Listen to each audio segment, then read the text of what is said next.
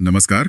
हिमाचल प्रदेश वित्त एवं लेखा सेवा यानी HPFS और दूसरी विभागीय परीक्षाओं की तैयारी कर रहे सभी साथियों का इस चर्चा में बहुत बहुत स्वागत है। नमस्कार। आज हम एक ऐसे विषय की गहराइयों में उतरेंगे जो नियमों को समझने के लिए बिल्कुल बुनियाद का काम करता है। बिल्कुल।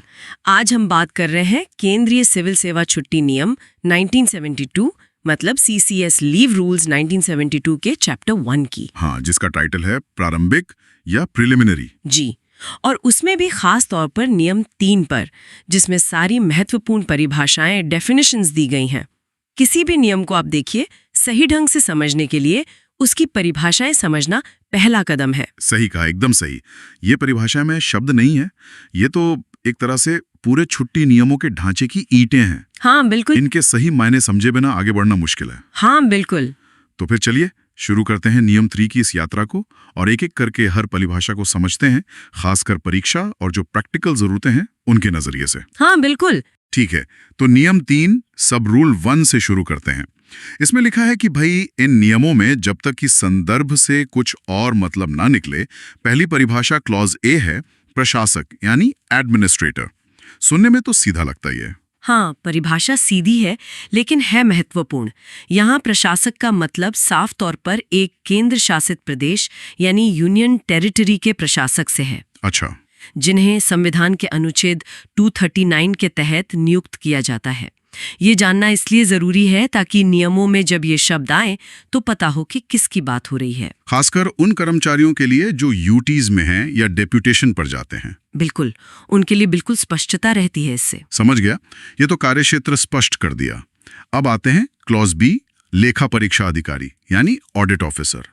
इनकी क्या भूमिका होती है छुट्टी नियमों में?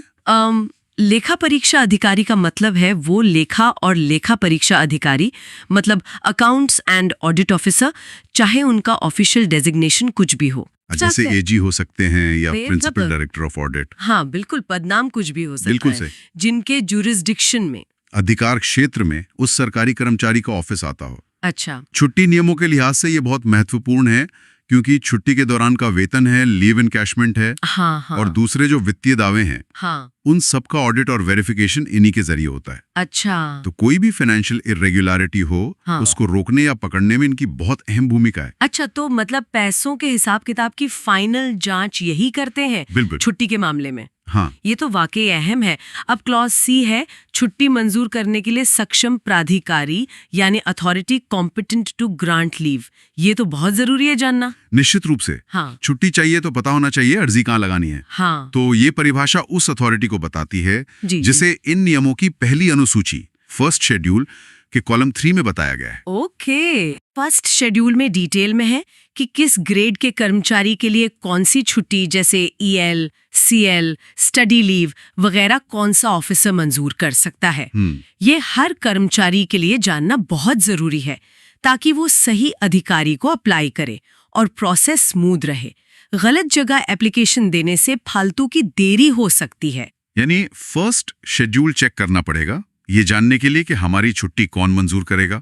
ठीक है, अब अगला है क्लॉज D, सेवा के पूर्ण वर्ष या 1 वर्ष की निरंतर सेवा यानी कंप्लीटेड ईयर्स ऑफ सर्विस और 1 ईयर्स कंटिन्यूअस सर्विस।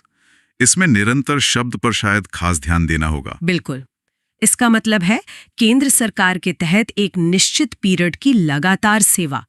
और सबसे खास बात इसमें ये है हाँ, जिसमें असाधारण छुट्टी यानी एक्स्ट्रा ऑर्डिनरी लीव भी शामिल है। बस शर्त ये है कि सर्विस में कोई ब्रेक ना आया हो। ये परिभाषा इसलिए जरूरी है क्योंकि कई छुट्टी के फायदे जैसे कि अर्जित अवकाश, अर्न्ड लीव की एलिजिबिलिटी और उसका क्वांटम वो सर्विस पीरियड पर ही डिपेंड करता है। हाँ, जैसे EL कैलकुलेशन पूरी की गई सेवा के वर्षों पर होता है। बिल्कुल सही। ये जानना तो बहुत जरूरी है कि छुट्टी की अवधि यहाँ तक कि EOL भी सेवा की निरंतरता में गिनी जाती है, मतलब कुछ शर्तों के साथ। इससे सर्विस कैलकुलेशन पर तो काफी फर्क पड़ता होगा। हाँ, पड़ता है। अब देखते हैं क्लॉज E, सेवानिवृत्ति की तारीख यानी डेट ऑफ रिटायरमेंट। इसमें समय का भी जिक्र है, दोपहर, आफ्टरनून। इसका क्या मतलब हुआ? हाँ, ये एक बारीक लेकिन बड़ा महत्वपूर्ण बिंदु है। किसी सरकारी कर्मचारी के लिए सेवानिवृत्ति की तारीख का मतलब है उस महीने के आखिरी दिन की दोपहर, यानी afternoon of the last day of the month. Okay. जिस महीने में वो कर्मचारी रिटायरमेंट की जो निर्धारित उम्र है वो पूरी करता है। दोपहर का मतलब है कि कर्मचारी उस पूरे दिन सर्विस में माना जाता है। अच्छा, पूरे दिन। हाँ, और उसका रिटायरमेंट दिन के काम खत्म होने पर प्रभावी होता है। इसमें वित्त मंत्रालय की एक पुरानी अधिसूचना का रेफरेंस भी है। ये स्पष्टता पेंशन, ग्रेच्युटी, लीव एनकैशमेंट जैसे रिटायरमेंट बेनिफिट्स की कैलकुलेशन के लिए बहुत जरूरी है। ताकि कोई कंफ्यूजन न रहे कि सर्विस का आखिरी दिन कौन सा माना जाए। बिल्कुल, यानी कर्मचारी महीने के आखिरी दिन तक पूरी तरह सर्विस में है। बहुत साफ। आगे है क्लॉज एफ, केंद्र सरकार का विभाग, यानी department of the central government. इसका दायरा क्या है, कहां तक फैला है? इसका दायरा काफी बड़ा है। परिभाषा कहती है इसका मतलब है केंद्र सरकार का कोई मंत्रालय या विभाग जो भी समय समय पर नोटिफाई किया जाए। और इसमें सिर्फ मिनिस्ट्री या डिपार्टमेंट ही नहीं, बल्कि योजना आयोग। हालांकि अब नीति आयोग है, पर नियमों में अभी यही शब्द है। हाँ, वो तो है। संसदीय कार्य विभाग, राष्ट्रपति सचिवालय, उपराष्ट्रपति सचिवालय, कैबिनेट सचिवालय और प्रधानमंत्री सचिवालय भी शामिल हैं। अच्छा, ये सब भी? जी। तो ये परिभाषा साफ करती है कि ये छुट्टी नियम केंद्र सरकार के किन किन संस्थानों पर लागू होते हैं। मतलब लगभग सारे ही प्रमुख केंद्रीय ऑफिसेस में आ गए। अब एक थोड़ी नई परिभाषा दिख रही है, क्लॉज फा, विकलांगता यानी डिसेबिलिटी। ये बाद में जोड़ी गई लगती है। हाँ, ये परिभाषा डीओपीटी की अधिसूचना दिनांक 3/4/2018 से जोड़ी गई है। अच्छा, 2018 में? जी।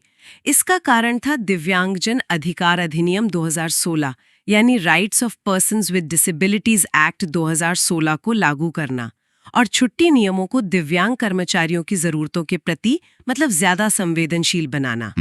इसमें विकलांगता का मतलब वही है जो उस एक्ट में दिया गया है, जिसमें निर्दिष्ट विकलांगता, बेंचमार्क विकलांगता और उच्च समर्थन की आवश्यकता वाली विकलांगता शामिल है। ओके।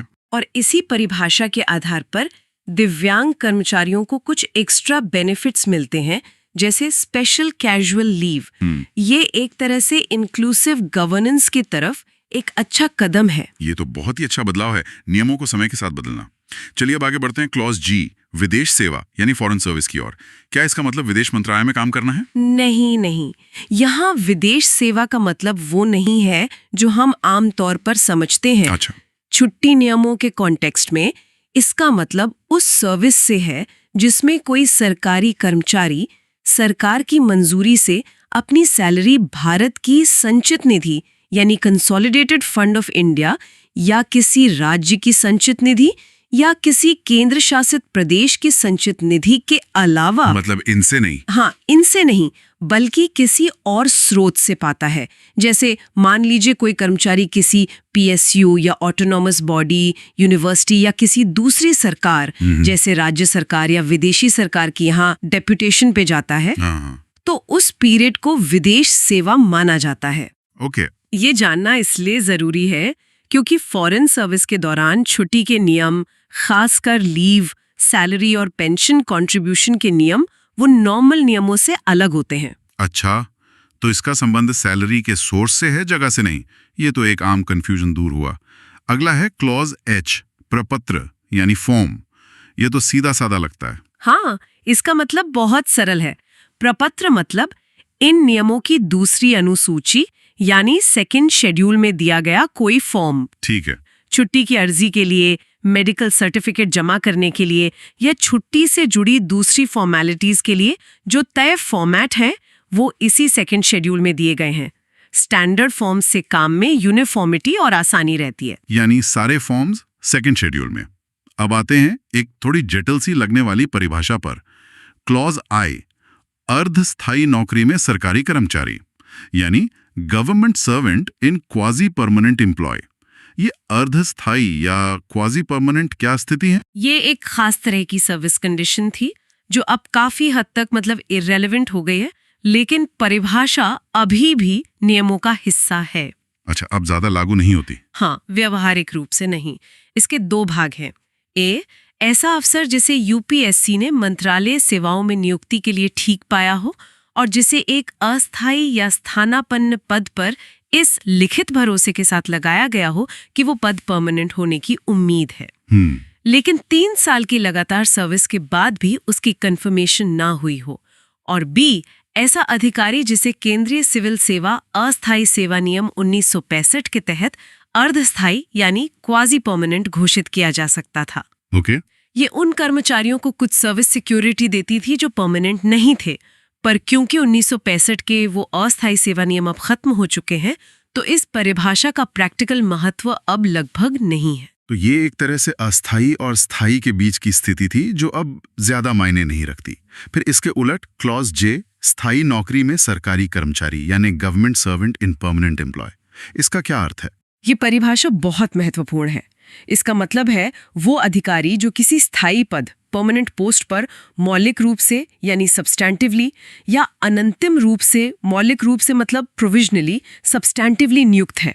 ठीक है। इसमें वो अधिकारी भी शामिल है जो किसी स्थायी पद पर धारणाधिकार यानी लियन रखता है, या अगर उसका लियन सस्पेंड ना किया गया होता तो रखता। ये धारणाधिकार या लियन क्या होता है सरल भाषा में? लियन का मतलब है किसी स्थायी पद पर बने रहने का अधिकार, एक तरह से उस पद पर उसका हक। स्थायी कर्मचारी होने के कई फायदे हैं, जैसे छुट्टी नियमों में बेहतर लाभ, खासकर रिटायरमेंट पर लीव इनकैशमेंट और पेंशन अधिकार।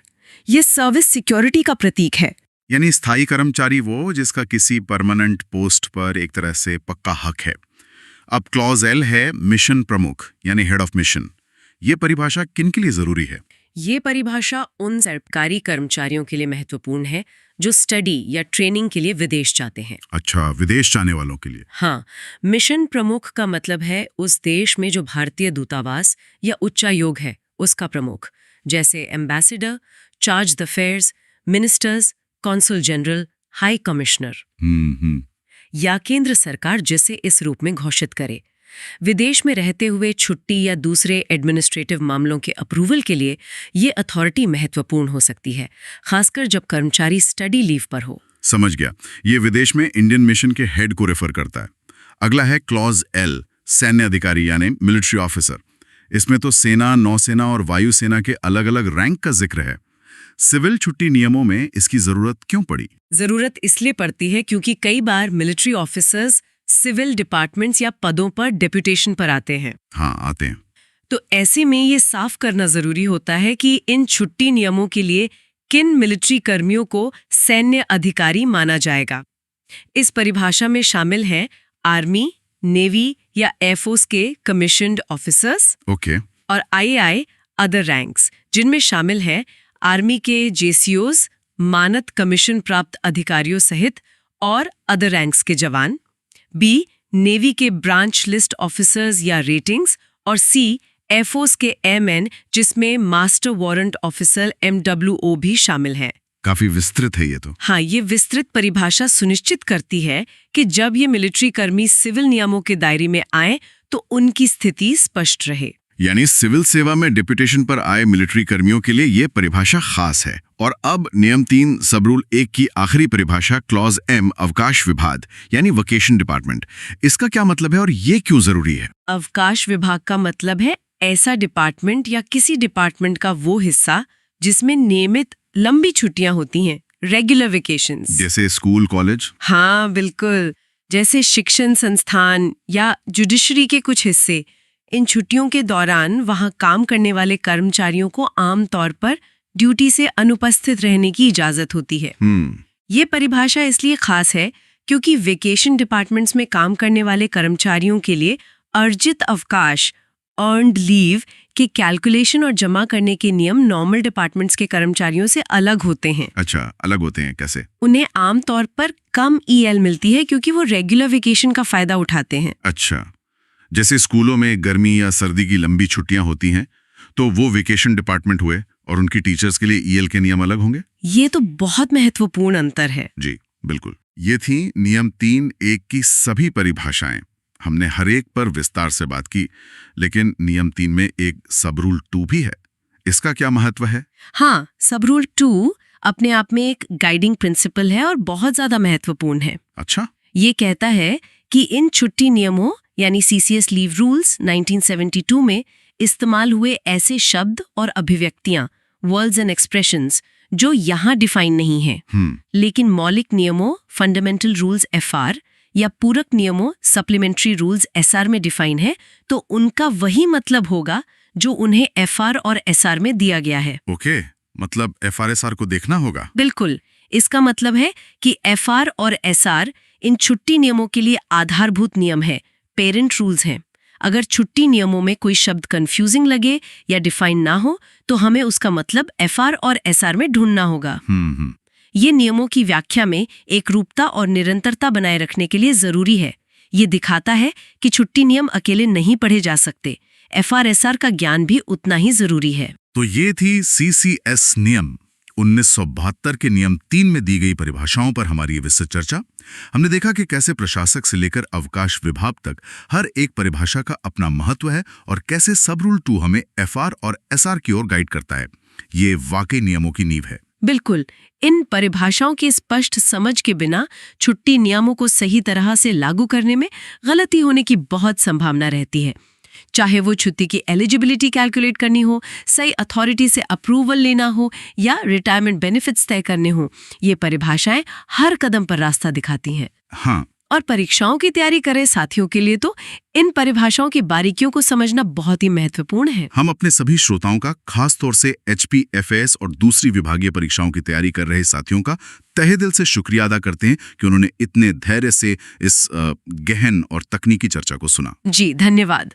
उम्मीद है कि ये विश्लेषण आपकी तैयारी में मददगार साबित होगा और इन नियमों की आपकी समझ को और गहरा करेगा। बिल्कुल। अगर आपको ये जानकारी और हमारी ये बातचीत उपयोगी लगी हो तो कृपया इस कोशिश को सराहें, इसे लाइक करें और अपने उन साथियों के साथ जरूर शेयर करें जो इन परीक्षाओं की तैयारी कर रहे हैं, ताकि वो भी इसका फायदा उठा सकें। हाँ, शेयर जरूर करें। और हाँ, भविष्य में ऐसे ही डिटेल्ड एनालिसिस और जानकारी भरी चर्चाओं के लिए हमारे चैनल को सब्सक्राइब करना ना भूलें। आपके समय और ध्यान के लिए बहुत बहुत धन्यवाद। धन्यवाद।